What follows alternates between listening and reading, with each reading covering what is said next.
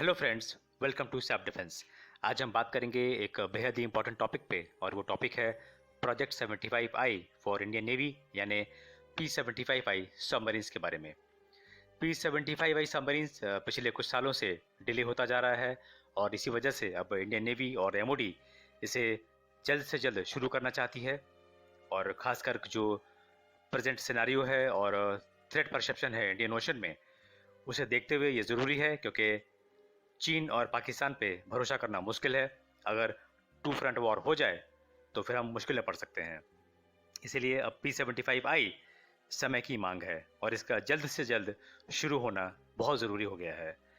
P75I कई मायनों में P75 से डिफरेंट होने वाला है। कई लोग समझते हैं कि इसमें जो डिफरेंस है वो सिर्फ AIP को लेकर है, पर ऐसा नहीं है। AIP के साथ साथ P75I में इसके डिज़ाइन में भी डिफरेंस होगा और इसमें VLS लगाया जाएगा, जो कि इंडियन नेवी की डिमांड थी। VLS यानी वर्टिकल लॉन्च सिस्टम, जो हमारे ब्रह्मोस क्रूज मिसाइल्स के लिए होगा। तो ये एक डिज़ाइन डिफरेंस है P75I में। दोस्तों, जहाँ तक डिज़ाइन की बात करें तो हमने पिछले कुछ सालों में कई गलतियाँ करी हैं, और चाहे वो शिशुमार क्लास सबमरीन्स की बात करें या फिर कालवारी क्लास सबमरीन्स की बात करें, इन दोनों सबमरीन्स में, इस क्लास के सबमरीन्स में जो कि इंडिया में बनी, और इन दोनों में MDL इन्वॉल्व था और MDL अभी भी इन्वॉल्व है। पर MDL ने कभी भी अपना खुद का R&D डेवलप नहीं किया। ये सिर्फ और सिर्फ एक शिप बिल्डर बन के रह गए और उसी का नतीजा हमें उसका जो खामियाजा है वो हमें उठाना पड़ता है और हमें फॉरेन OEMs का मुंह देखना पड़ता है डिज़ाइनिंग के लिए। और इसके लिए वो हर कोई जिम्मेदार है, चाहे वो DND हो यानी डायरेक्टरेट ऑफ नेवल डिज़ाइन, या फिर नेवी हो, या फिर MDL हो। और इसी सब से छुटकारा पाने के लिए इस बार इसे SP मॉडल के बेस पे बनाया जाएगा, यानी स्ट्रेटेजिक पार्टनरशिप मॉडल पे। और इसके तहत जो TOT होगा उसमें डिज़ाइन एंड डेवलपमेंट भी होगा, ताकि फ्यूचर में इंडिया इस क्लास के और भी कई सारे सबमरीन्स बना सकती है खुद ही।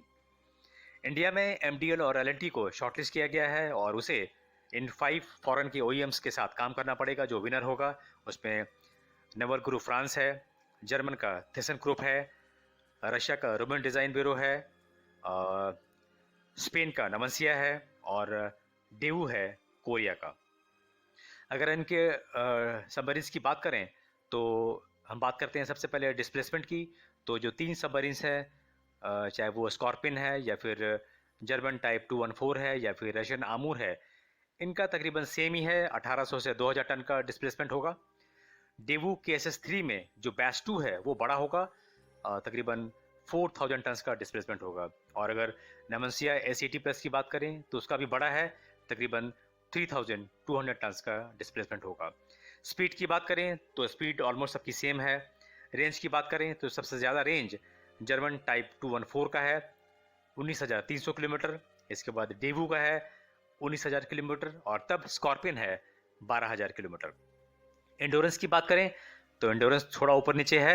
इसमें सबसे ज़्यादा अभी भी जर्मन टाइप 214 का ही है। पर अगर हम विथ AIP की बात करें, जब सबमरीन पानी के अंदर सबमर्ज रहता है, उस केस में तकरीबन सब हर OEMs का जो क्लेम है बिटवीन 2 to 3 वीक्स का, वो सेम ही होने वाला है विथ AIP। वेपन पैकेज की बात करें तो स्कॉर्पियन में 6 ट्यूब्स दी गई हैं, जहां से 18 black shark heavy weight torpedoes को फायर किया जा सकता है या फिर 30 माइंस को लेआउट कर सकते हैं। इसके अलावा SM-39 एंटी शिप मिसाइल्स को फायर कर सकते हैं और साथ में माइका एंटी एयर मिसाइल्स को।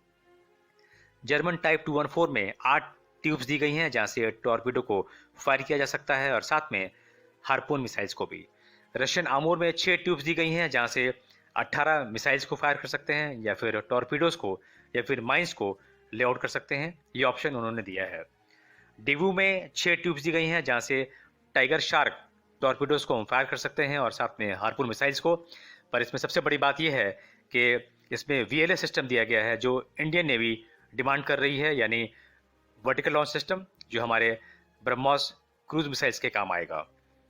और अंत में नमंसिया S80+, इसमें भी 6 ट्यूब्स दी गई हैं, जहां से टॉर्पीडो को फायर कर सकते हैं और साथ में हार्पून मिसाइल्स को। पर ऐसी S80+ में जो सबसे बड़ी परेशानी है दोस्तों, वो ये है कि ये अब तक बना ही नहीं, यानी आज तक ये लॉन्च भी नहीं हुआ है।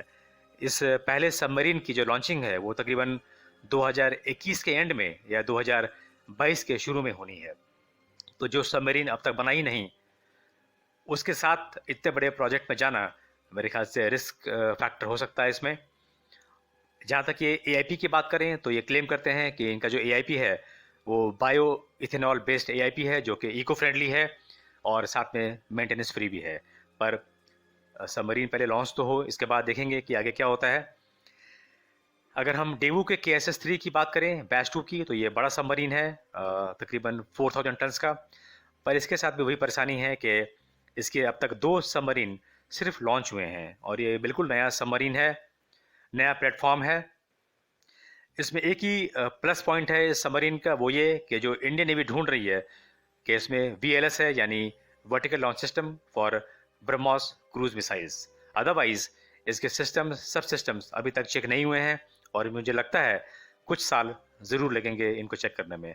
तो इसके बारे में भी बात करना या फिर इनके साथ जाना एक मुश्किल हो सकती है इंडियन नेवी को। अगर आमूर 1650 की बात करें तो इसके साथ तो सबसे बड़ी बात यह है कि ये सबमरीन आज तक बना ही नहीं, यानी इसका कंस्ट्रक्शन भी शुरू नहीं हुआ। ये लाडा क्लास सबमरीन है का एक वर्जन है, और जो लाडा क्लास सबमरीन है वो किलो क्लास सबमरीन का अपग्रेडेड वर्जन है। बात करते हैं जर्मन HDW टाइप 214 सबमरीन की। तो इसमें सबसे अच्छी बात यही है कि इस सबमरीन के सब सिस्टम टेस्टेड हैं, ट्रस्टेड हैं, क्योंकि कम से कम 4 कंट्रीज़ इन्हें यूज़ कर रही हैं। इनमें ग्रीस है, पुर्तगाल है, टर्की है, साउथ कोरिया है।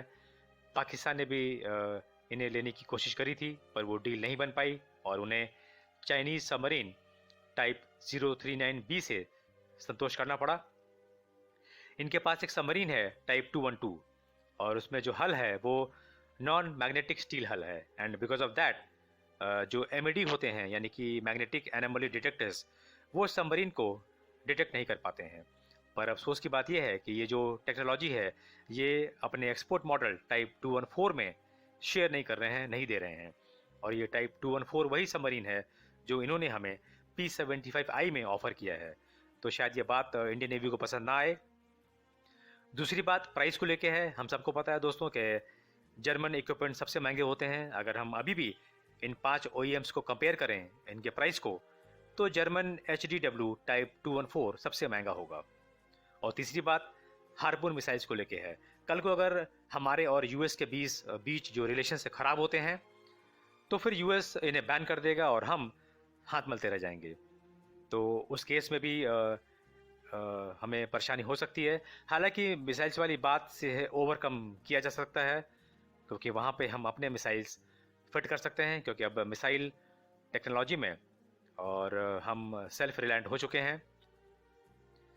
पर जो बाकी के 2 रीजंस हैं, एक हल वाली बात और दूसरी प्राइस, इन दोनों पर इंडियन नेवी को बात करनी होगी, MOD की बात करनी होगी जर्मनी से। अब अंत में बात करते हैं नवल डिज़ाइन फ्रांस की और उनके सबमरीन स्कॉर्पियन की। तो दोस्तों सबसे अच्छी बात और सबसे बड़ी बात यही है कि नवल डिज़ाइन फ्रांस इंडिया में मौजूद है सालों से, और MDL हमारे कलवारी क्लास सबमरीन्स को बना रहा है। 6 में से 5 सबमरीन्स बन चुकी हैं। आखिरी वाला जो है वो इसी साल 2021 में लॉन्च कर दिया जाएगा। स्कॉर्पियन क्लास सबमरीन्स भी टेस्टेड हैं, ट्रस्टेड हैं। इन्हें ब्राज़ील है, मलेशिया है, चिली है और अब इंडिया, ये सब इन सबमरीन्स को यूज़ कर रहे हैं।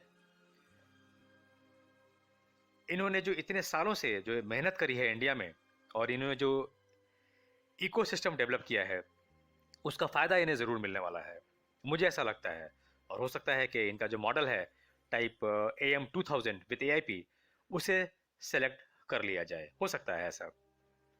और वैसे भी यहाँ जो इंडिया में इनके जो MD और चेयरमैन हैं rear admiral Rahul Sherawat Naval design के, उन्होंने भी कहा था कि अगर P75 के जो सबमरीन्स हैं, कालवारी क्लास के सबमरीन्स, जब वो पहले रिफिट में आएंगे 6 साल के बाद, यानी कालवारी जो है वो 2023 में आएगा, तो उसमें जो AIP लगना है DRDO का, उसमें वो सपोर्ट करेंगे और पूरी मदद करेंगे DRDO की और MDL की।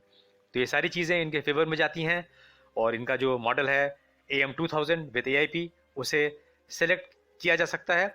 और वहाँ भी एक बात DRDO रख सकती है, वो ये कि जो AIP है वो DRDO का होगा, तो वहाँ पे भी कॉस्ट कटिंग हो सकती है और हम पैसे बचा सकते हैं। तो ये सारी चीज़ें जो हैं ये नवल डिज़ाइन फ्रांस के फेवर में जाती हैं, पर ये तो नेवी को डिसाइड करना है। तो दोस्तों, ये बात थी आज P75i के बारे में। मुझे उम्मीद है आपको ये वीडियो पसंद आया होगा, तो इसे शेयर करें, लाइक करें और सब्सक्राइब जरूर करें। जय हिंद।